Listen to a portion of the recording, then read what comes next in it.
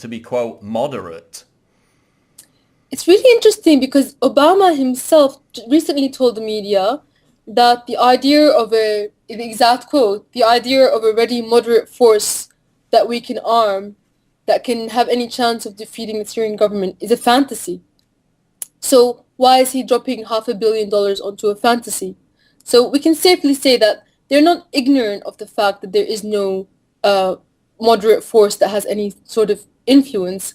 Ignorance isn't driving US policy. They know where the money is going to end up. They know that the moderate rebels will either defect to ISIS and take the money with them, or that they will be killed and the money is going to be pocketed by ISIS anyway, or it's going to go into the hands of corrupt individuals, which is, neither here happens a lot. But the interesting thing, though, that even if the money and training doesn't end up in the hands of ISIS due to defection, these moderate rebel groups that they're talking about, the only existing ones, are led by a man called Jamal Ma'ruf, who recently told no problem with Al-Qaeda because he's fighting alongside it, the Jabhat al-Nusra faction, which the media seems to very conveniently now forget.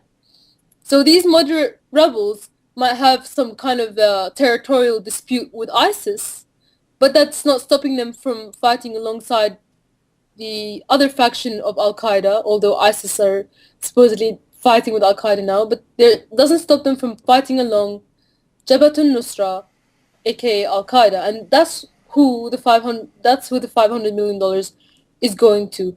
In reality, on the ground, the most powerful groups in Syria are ISIS, Jabhat al-Nusra, and Ahrar al-Sham, and all of them are Al-Qaeda factions. The leftovers are only taking sides of either one of these groups. And of course, many of these so-called moderate rebels, as far back as 18 months ago, we had stories, goes to the moderate rebels in the first place. They can later defect, as they have done. And then, you've got Stinger missiles in the hands of these radical jihadists. Moving on to Abu Bakr al-Baghdadi. This is the salt-of-the-earth militant jihadist who likes to wear flashy Rolex watches.